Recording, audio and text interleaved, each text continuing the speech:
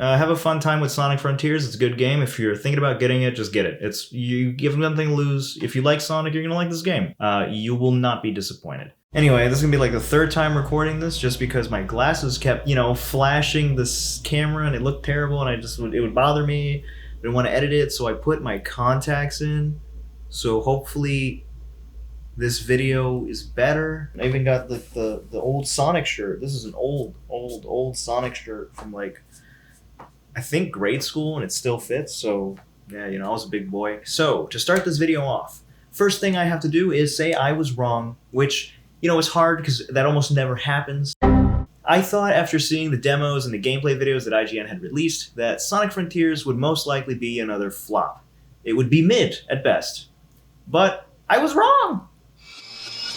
And it was actually good, thank God. To say it plainly, this is the best 3D Sonic game to come out in a decade. The last time I had a genuinely good time with a 3D Sonic game was Sonic Generations, and that was... When did that game come out again?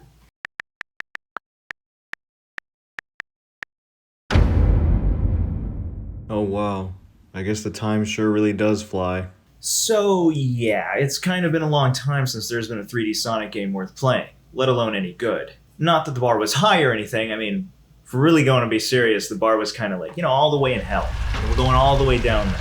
But, it's refreshing now to play a game that doesn't feel like it was cobbled together in a week so that Sega could hit their holiday deadline at all costs. Delaying this game was the right move, so props to whoever convinced corporate that this game should get extra time, because it shows. Now, that's not to say that it's without its flaws. Obviously, every game has its problems. I've been through the first part of the game, only, at the time of this writing, so there's definitely some rough edges that I can see at the moment. Overall, I think this new open zone gameplay formula is a step in the right direction.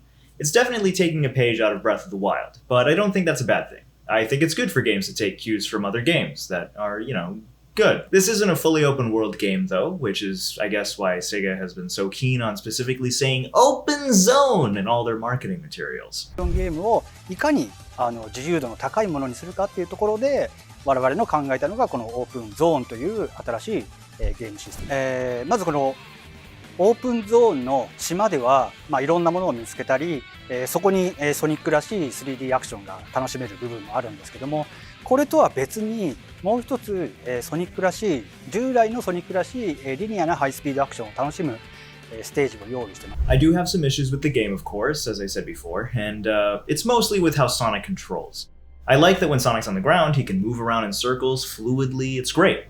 But the second he jumps in the air, he becomes this clunky, immovable ball. There's a big miss in translation between ground movement and air movement. You're kind of just stuck in the direction that you jumped in, and it's really hard to deviate from that path. And something about it just kind of feels wrong. This is probably my biggest complaint with the game so far, since it's always present and it bothers me the more I play the game. On top of that, the rest of the controls are mostly fine. The controls in the boost stages still feel clunky to me though, but I think that's mostly because I'm adjusting. They're pretty different from what I'm used to, and as I've spent more time with the game, they become more natural. The right trigger being the boost button is weird as hell for me. So that's a big adjustment. Already this early into the game though, the open zones are a lot more enjoyable than the boost stages, to me. They are new and fun to explore, while the boost stages just feel like more of the same but worse somehow. I don't know how the boost levels keep getting worse since Generations. It's like they did it right once and then could never do it again. I don't understand. I really don't get it. I just... it doesn't help either that they're all kind of reimaginings of older levels. Green Hill makes an appearance again. I think we're all ready to move past Green Hill Zone. You know what I'm saying?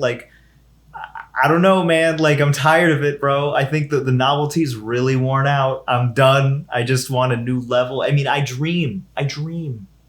a dream that one day I can play a Sonic game that doesn't start out with Green Hill Zone in some fashion. That would be kind of sick, wouldn't it? Wouldn't it be kind of freaking awesome? Anyway, moving on.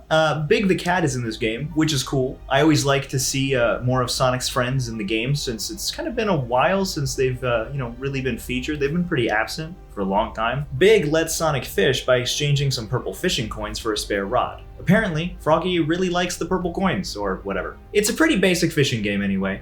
Kind of a little too basic for my liking, but you know, it's actually it's fine. It's a nice change of pace from all the action in the rest of the game. Visually speaking, this game looks pretty good, I would say. I'm playing it on the Xbox Series X, and from everything Wait a sec, what happened? In the last video, you said that I was so great, but now you act like I don't even exist. What's up with that? I thought you were going to buy that game and play it on me, but I guess not. Wow! I can't believe the absolute betrayal that I'm witnessing right now. Is this about the frame rate? Come on, man. Who cares if it's only 30 frames per second? Does that really even matter? You're different now. Anyway, now it's like I don't even like know I was who you saying, are. based on my experience, I think the game, it looks pretty good to alright. It varies, honestly. The majority of the time is spent in the open world zones, and for the most part, they look really good. There's even a day-night cycle, which is pretty nice. I didn't expect that at all in this game, but here it is, you know? There are times where geometric pop-in is very noticeable in the open zones, and it can be distracting at times, like seeing geometric objects and little rails and stuff kind of just show up on screen is a little, you know, can be a little jarring, but you do get used to it. I mean, I'm already used to it. I'm not really that far into the game, you know? So on Xbox, and I believe this applies to the PlayStation 2, the default graphics setting is set to prioritize quality. You should change that to prioritize performance. Honestly, there's no perceivable difference between quality mode and performance mode, at least that I can see. Plus, the quality mode knocks the frame rate down to 30 FPS and adds a whole lot of motion blur, and it looks terrible, really. Like, just don't even. Honestly, don't play the game this way, please. The game should be played at 60 FPS. Oh, that's the best experience, trust me. You'll thank me later. Hey, Editing Bobby here. You can tell it's Editing Bobby because I shaved. Clean face. The reason I'm adding this addendum to the video is because I forgot to talk about the story. I know, it's crazy. I don't know how I forgot to do that. Probably had something to do with the fact that I only sleep 4 to 5 hours a night sometimes, and the moral of the story there is, kids, make sure you get enough sleep. Don't be like me. Don't sleep 4 to 5 hours a night doing work or playing video games. You know, it's just not good for your cognitive processes, okay? And over time, you think you'll be fine now, but over time, your brain will be shot. Anyway, so the story. We have a new writer, Ian Flynn of the IDW comic series.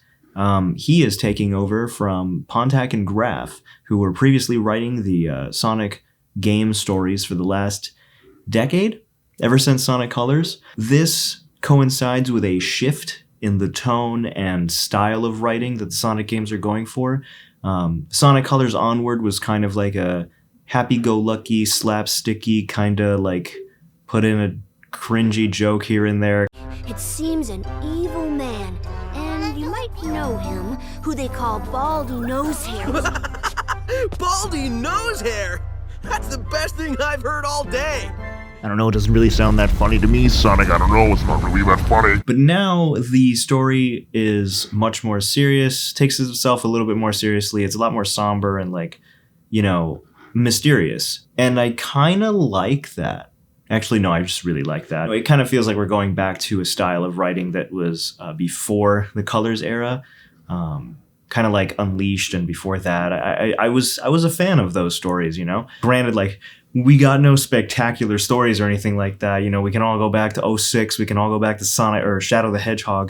Where's that damn fourth Chaos Emerald? Sometimes it's a disaster, but you know, that's part of the charm, you know? A Sonic story that kind of takes itself a little seriously, even like Adventure 2, right? Sonic Adventure and Adventure 2, like, kind of cringe, but kind of great at the same time, you know? And I think we're going back to something like that, but better. In my opinion, granted, I'll probably get crucified for saying that something's better than Sonic Adventure 2, but, you know, a lot of things are, to be honest. I really like the direction that the writing is going so far, at least. The characterizations are really good for the characters. For once, I think this is worth mentioning, at least.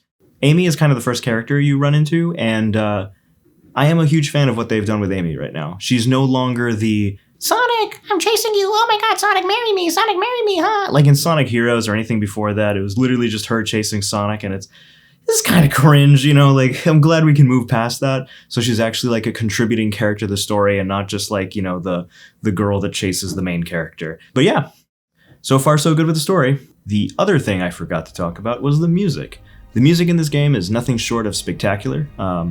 It's beautiful. I don't know what else to say about it. Like, the open zones have this beautiful ambient orchestral soundtrack to them. I am a huge fan, love that.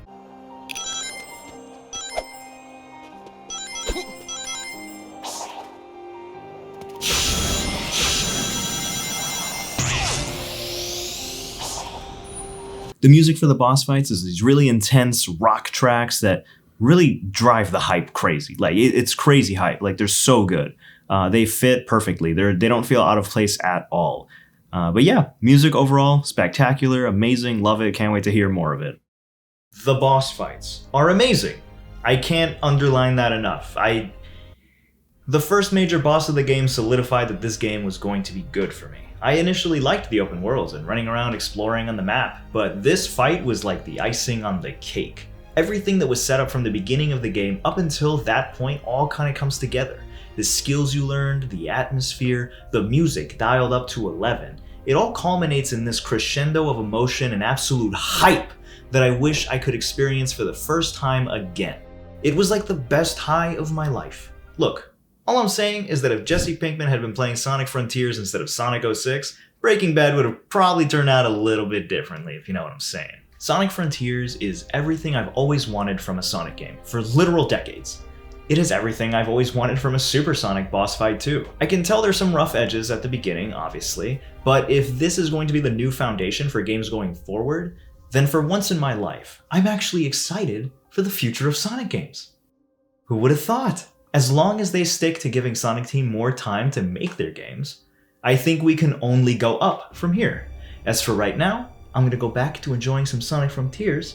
Well, I guess at least for now. I guess I'll have to wait and reserve the, full judgment until I complete the whole game and get the full experience. I don't know, maybe I'll get to the final act of the game and they didn't finish it. I don't know, maybe the boss is just T-posing, he's just sitting there, all the enemies are like, they're not doing anything.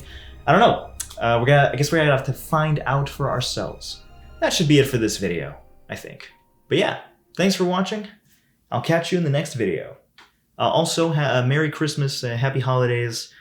Whatever you celebrate, go have fun, go get some toys, go hang out with your friends, be with your family, people you care about. You probably won't see me until 2023 at this point. So yeah, also, one other thing, if you're still here, thank you for being here this long listening to me ramble about Sonic. But anyway, moving on from that, all the new subscribers, what up? Hi.